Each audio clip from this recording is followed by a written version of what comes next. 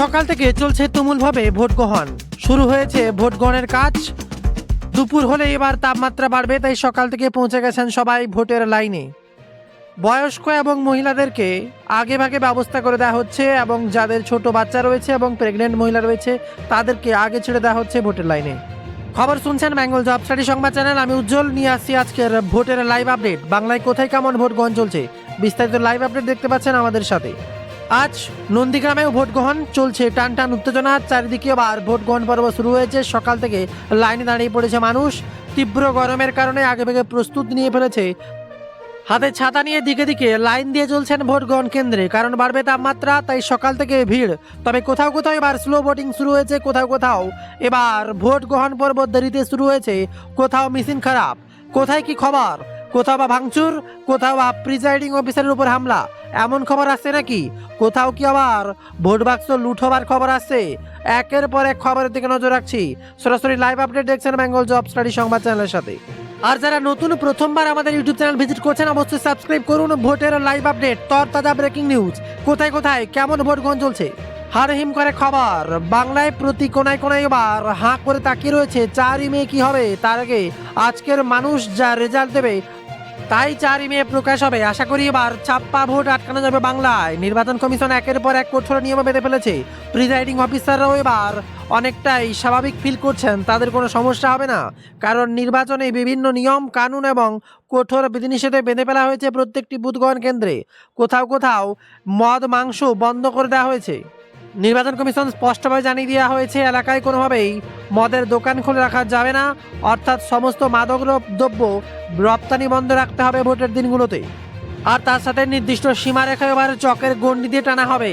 তার আগেই থাকবেন বিভিন্ন রকম সরকারি স্টাফ, এছাড়া থাকবেন কেন্দ্র বাহিনী। সেই রেখার বাইরেই তারা ভোটার কার্ড চেক করে তবেই ভেতরে ঢুকতে দেবেন এবং তারা ভোট দিতে যাচ্ছেন কিনা তা যাচাই করবেন। তবে বাইক বন্ধ থাকলেও বেশ কিছু পরিষেবায় ছাড় রয়েছে, যেরকম বিভিন্ন রকম ডেলিভারি পরিষেবায় ছাড় রয়েছে। আর এছাড়া বেশ কয়েকটি জায়গায় সকাল থেকে চলছে উত্তপ্ত। কোথাও কোথাও এবার ভোট দিতে গিয়ে বাধাপ্রাপ্ত হচ্ছেন সাধারণ মানুষ। একের পর এক পরিস্থিতি উত্তপ্ত যখন, এমনই সময় বাংলার কি হাল নজর রাখবো তার দিকেই। আর এই ভোট গ্রহণে মমতা বন্দ্যোপাধ্যায় কি বলছেন, কে আসবে ক্ষমতায়, তার কতটা কনফিডেন্স। এদিকে বিজেপিও ফুল কনফিডেন্স। দেখা যাক আপনার কি মতামত, অবশ্যই কমেন্টে লিখে জানাবেন। এবং আপনাদের এলাকায় ভোট গ্রহণ চলছে আপাতত, তবে কেমন পরিস্থিতি, কোনো উত্তপ্ত পরিস্থিতি হয়েছে কিনা তাও কমেন্টে লিখে জানাবেন। সকাল থেকে যেসব কঠোর নিয়মগুলো জারি হয়েছে নির্বাচন কমিশনের তরফ থেকে, যেখানে হচ্ছে কেন্দ্রে ভোটার প্রবেশ স্থির করবেন বিএলও। ভোটারদের ভোট দিতে বুথে প্রবেশ নিয়ে নতুন নিয়ম নির্বাচন কমিশন। প্রতি বুথে থাকবে ভোটার সহায়তা বুথ, সেখানে 2 জন কেন্দ্র বাহিনী জওয়ান থাকবেন। সহায়তা বুথে ভোট শুরুর আগে থেকে উপস্থিত থাকবেন বিএলও এবং তার এক সহকারী। তারা স্থির করবেন কোন ভোটার ভোটের লাইনে দাঁড়াতে পারবেন। কমিশন জানিয়েছে বিএলওর কাছে ভোটার তালিকার কপি থাকবে। ভোটারের পরিচয়পত্র পরীক্ষা করে নিশ্চিত করতে হবে বিএলওকেই। বিএলওই বলে দেবে কোন ভোটার লাইনে থাকবে, কারা অগ্রাধিকার পাবে। জারি হয়েছে তাপপ্রবাহের অ্যালার্ট। এদিকে ভোট গ্রহণ, অপরদিকে আবার তাপপ্রবাহের জেলা। রাজ্যের 152টি আসনে বুথে চলছে ভোট গ্রহণ। বুথের লম্বা লাইনে দাঁড়ানোর আগে আবহাওয়া কেমন আপডেট দিয়েছে, বৃষ্টির কি কোনো সম্ভাবনা? আলিপুর আবহাওয়া দপ্তর জানিয়েছে দক্ষিণবঙ্গের জেলাগুলিতে এদিন বৃষ্টির সম্ভাবনা প্রায় নেই বললেই চলে। উল্টো কলকাতার পাশাপাশি 2 মেদিনীপুর, বীরভূম, মুর্শিদাবাদ, বাঁকুড়ায় তাপপ্রবাহের কঠোর সতর্কবার্তা জারি করেছে। তাই যারা এখনও ভোট দিতে যাননি, যত তাড়াতাড়ি সম্ভব ভোট দিয়ে ফিরে আসুন, তাহলে অনেকটাই স্বস্তি ফিল করবেন, কারণ তাপমাত্রা বাড়লে অনেক খারাপ পরিস্থিতির সম্মুখীন হতে পারে। যারা বয়স্ক বাচ্চা তাদেরকে আগে সুযোগ দেওয়া হবে, অর্থাৎ যেসব মহিলার বাড়িতে ছোট বাচ্চা রয়েছে এবং অন্তঃসত্ত্বা মহিলাদের আগে সুযোগ দেওয়া হবে। টান উত্তেজনা, গোটা বাংলার মানুষ প্রস্তুত। এবার কে আসবে ক্ষমতায়, কে আসবে 2026-এর নির্বাচনে। 4ই মে রেজাল্ট, আর তার আগে 23 এপ্রিল বাংলায় ভোট। আর এই ভোট দিতে প্রস্তুত বাংলার আমজনতা। দিকে দিকে চলছে উত্তেজনা, কখনো দাঁতন কখনো বেলদা। একের পর এক জায়গায় গাড়ি ভাঙচুর, গাড়ি জ্বালিয়ে দেওয়ার খবর সামনে উঠে আসছে। বাংলায় রাজনৈতিক প্রতিহিংসা থাকবে না তা তো হয় না, তবে এত কিছুর মাঝেও সম্পূর্ণ নির্বিঘ্নে ভোট দিতে চেষ্টা করছে নির্বাচন কমিশন। সহযোগিতা করছে শাসক দল এবং বিরোধীরা, কারণ নির্বাচনই বলবে শেষ কথা। মানুষের উপরই থাকছে শেষ ভরসা। শুরু হয়েছে সকাল থেকেই টান টান উত্তেজনা। বাড়ছে তীব্র তাপদাহ, তার জন্য ব্যবস্থা থাকবে অবশ্যই। তবে যতজন সবাই চাইছেন যত সকাল সকাল সম্ভব ভোট দিয়ে আসতে। আর কেউ কেউ বলছে স্লো হতে পারে, প্রথমে ভোট দাঁড়িয়ে ঠিকঠাক দেখে তারপরে ভোট দেবেন। বাংলায় নির্বাচন যেন টান টান উত্তেজনা। এবারে নির্বাচন বোঝাই যাচ্ছে সম্মানের লড়াই। মোদী সরকার যেন থেকেই যাচ্ছেন বাংলায়। ঝালমুড়ি থেকে শুরু করে সমস্ত কিছু বাংলার উপরে ডিপেন্ড করছে এবার গোটা দেশের খবর। কারণ বাংলার নির্বাচনে যদি পাল্টে যায় ক্ষমতা, তাহলে এবার কেল্লাফতে মোদী সরকার এবার গোটা দেশই তার নিজের হাতের মুঠোয় চলে আসবে।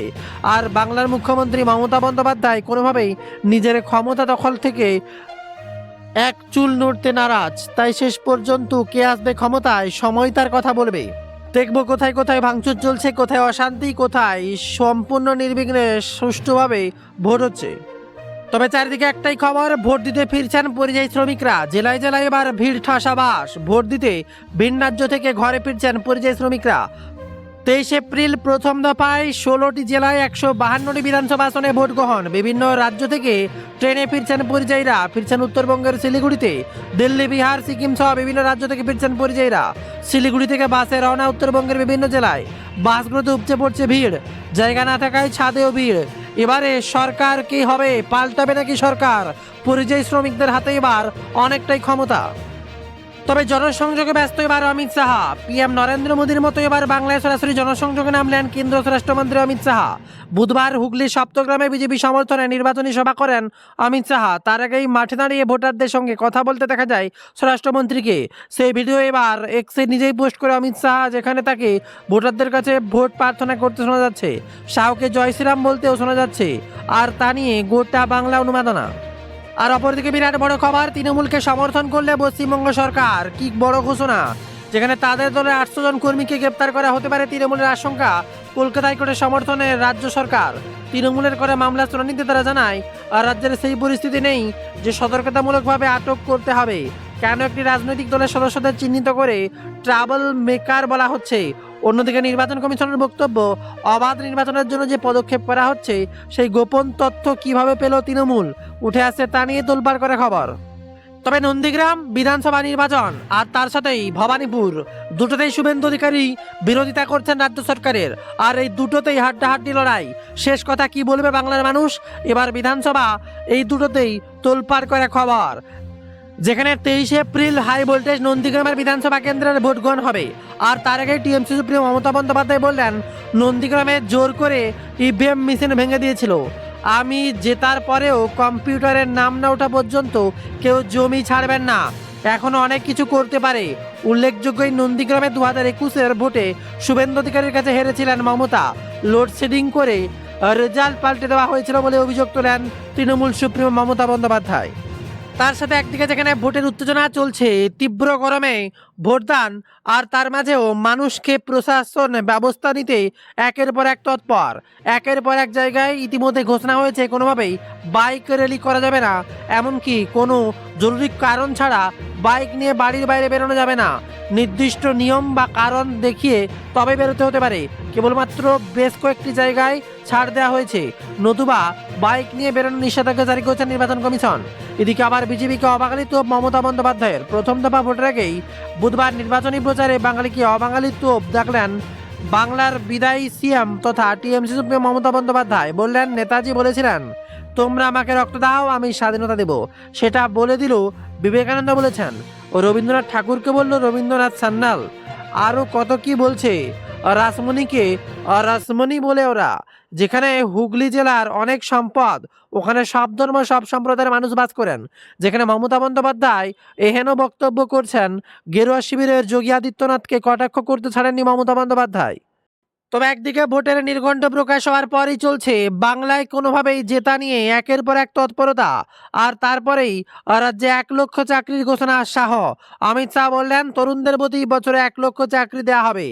বাড়ি বসে নিয়োগপত্র পাবেন। এমনভাবে কাজ করবে বিজেপি যে প্রধানমন্ত্রী সন্ত্রাসবাদকে শেষ করেছেন। খাড়গেজি সেই প্রধানমন্ত্রীকে সন্ত্রাসবাদী বলেন। খাড়গে সাহেব রাহুলের সঙ্গে বসে বসে আপনারাও মতিভ্রষ্ট হয়ে গিয়েছে। সেই কংগ্রেসের সঙ্গী মমতা বন্দ্যোপাধ্যায়, তাকে ভোট দেওয়া যায় কি? পশ্চিমবঙ্গ থেকেও সন্ত্রাসবাদ শেষ করব আমরা। বিরাট বার্তা অমিত শাহ। তবে মমতা বন্দ্যোপাধ্যায় এবার সরব হয়েছেন। কারণ অমিত শাহ কি বলেছেন আপনারা তো শুনেছেন। তার গলাতে শোনা যাচ্ছে পুরো থ্রেট, পুরো জোরালো আওয়াজ।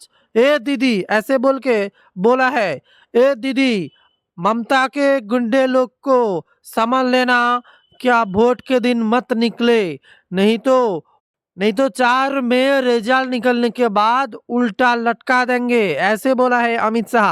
আর এর বিরুদ্ধে মমতা বলছেন গাছে ঝুলিয়ে দেবে, আগে তো বিজেপি আসুক। সব মিলিয়ে বাংলার পরিস্থিতি যে কতটা উত্তপ্ত তার বোঝার অপেক্ষা কারোই থাকছে না।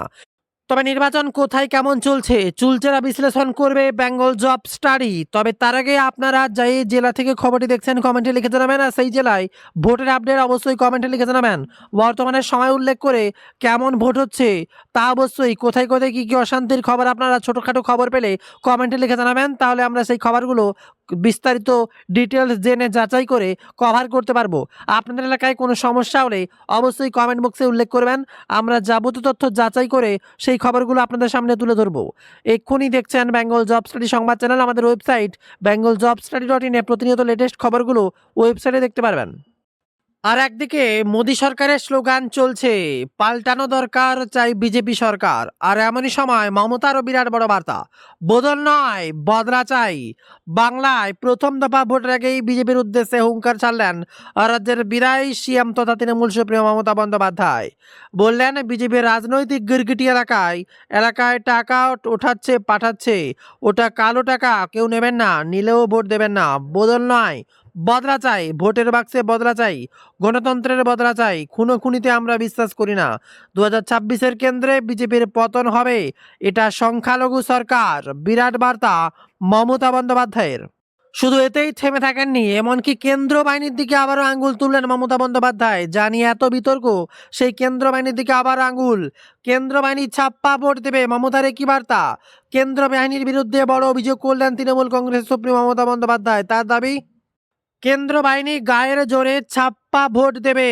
আমি ওদের বলবো রাজনীতি করবেন না, আমরা আপনাদের স্যালুট করি, আপনারা দেশ রক্ষা করেন। কেন্দ্র বাহিনী নাকি বিজেপি জিন্দাবাদ বলে এখন। কেন্দ্র বাহিনী নাকি ভোট কেন্দ্রে আপনাকে চেক করবে, মেয়েদের গায়ে হাত দিলে আইনের পথে হাঁটবেন, কেউ হাতে অস্ত্র তুলে নেবেন না, সতর্ক করেছেন বার্তার পাশাপাশি মমতা বন্দ্যোপাধ্যায়। আর তার সাথে অমিত শাহের আবারও বার্তা, মহিলাদের মাসে 3,000 টাকা। দিদি আমার কথা শুনে নিন, 5 তারিখের পর বিজেপি সরকার আসবে, আপনার গুন্ডাদের বলবেন নিজেদের এখতিয়ারে থাকতে, না হলে 5 তারিখের পর আমরা ঠিকঠাক হিসেব নিকেশ করে নেব। বিজেপি যেখানে যেখানে ক্ষমতায় এসেছে মহিলাদের সুরক্ষার কথা ভেবেছে, আপনারা বিজেপি সরকার করে দিন, প্রত্যেক দিদির অ্যাকাউন্টে প্রতি মাসে 3,000 টাকা পাঠাবো আমরা। এমনই বার্তা অমিত শাহ। তার সাথে 1 লক্ষ চাকরি বেকার যুবকদের দেওয়ার কথাও ঘোষণা করেছেন অমিত শাহ, এমনকি যুবতীদেরও সুবিধা দেওয়া হবে। তবে কোনো কিছুকে তোয়াক্কা করতে নারাজ। এদিকে আবার যোগী আদিত্যনাথের হুঁশিয়ারি, বাংলার ভোট প্রচারে এসে উত্তরবঙ্গের দুষ্কৃতী দমনের প্রসঙ্গ তুলে তৃণমূল কংগ্রেসকে হুঁশিয়ারি দিলেন সে রাজ্যের মুখ্যমন্ত্রী যোগী আদিত্যনাথ। বুধবার হাওড়ার উদয়নপুরের নির্বাচনী সভায় তিনি বলেন, শুনেছি তৃণমূলের গুন্ডারা প্যান্ডেল মারতে দেয়নি, ছাউনি করতে দেয়নি। এই অরাজকতা 2017 সালে আগে উত্তরপ্রদেশে হতো। এই অত্যাচারের জবাব ভোটের পর দেয়া হবে, বিরাট বার্তা যোগী আদিত্যনাথ। তবে একদিকে যেখানে 2 চাকার বাইক বন্ধ, এমনই সময় ডেলিভারি এজেন্সিকে ছাড় দিল কমিশন। সি অফিসের তরফ থেকে বাইক সংক্রান্ত যে বিজ্ঞপ্তি জারি করা হয়েছিল তাতে হোম ডেলিভারি এজেন্সিগুলোতে ছাড় দেওয়া হয়েছে। বলা হয়েছে মোটর বাইক চালানো, বাইক মিছিল সংক্রান্ত যে নির্দেশিকা জারি করা হয়েছে তাতে সংযোগ করা হয়েছে ওলা, উবের, জোম্যাটো, সুইগি এবং এই ধরনের হোম ডেলিভারি এজেন্সিগুলো নিষেধাজ্ঞা থেকে ছাড় পাবে। একই সঙ্গে যারা বাইকে অফিস যাচ্ছেন তাদের সঙ্গে রাখতে হবে অফিসের পরিচয়পত্র। তার সাথে প্রার্থীদেরও নির্বাচন কমিশন বিরাট বড় বার্তা। সূত্রের খবর, বাংলায় প্রথম দফা ভোটের আগেই প্রার্থীদের জন্য নির্দেশিকা জারি করেছে নির্বাচন কমিশন। নির্বাচনের দিন সকাল 6টা থেকে ভোট শেষ না হওয়া পর্যন্ত নিজের বিধানসভা এলাকা থেকে বেরোতে পারবেন না প্রার্থীরা। কোনো বিশৃঙ্খলা সৃষ্টি করা বা গোলমালের জন্য জড়ানো যাবে না। ভোট যাতে সুষ্ঠু, শান্তিপূর্ণ হয় এবং গণতান্ত্রিকভাবে হয় তা প্রত্যেক প্রার্থীকে নিশ্চিত করতে হবে বলে জানিয়েছে কমিশন সূত্রে। এমনই খবর।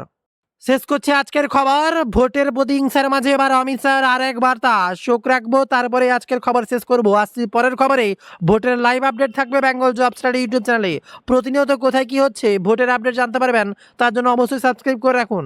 অমিত শাহ এবার সাহস দিয়েছেন, আমি আজ সকালে কলকাতায় ব্যবসায়ীদের সঙ্গে কথা বলছি, তারা বলছেন মমতার গুন্ডাদের তারা ভয় পাচ্ছেন। আপনারা কি ভয় পাচ্ছেন? হাওড়াবাসী ভয় পাবেন না। আমি হাওড়ার দিদির গুন্ডাদের বলে যাচ্ছি, 29 তারিখ ঘরের বাইরে বেরোবেন না, নাহলে 5 তারিখ উল্টো করে শায়েস্তা করব। অনেক হয়েছে, এখন পশ্চিমবঙ্গের ভোটারদের কেউ ভয় দেখাতে পারবে না। বিরাট বার্তা এবার অমিত শাহর। সব মিলিয়ে বাংলা যে কতটা উত্তেজনাপূর্ণ পরিস্থিতি তার বলে বোঝানো যাচ্ছে না। কোথায় কেমন ভোট চলছে অবশ্যই কমেন্টে লিখে জানাবেন আপনার এলাকা এবং সময় লিখে উল্লেখ করবেন, আর তার সাথে বিস্তারিত প্রতি সেকেন্ডের আপডেট জানতে আমাদের ওয়েবসাইট bengaljobstudy.in ভিজিট করুন আর লেটেস্ট খবরগুলো দেখে নিন।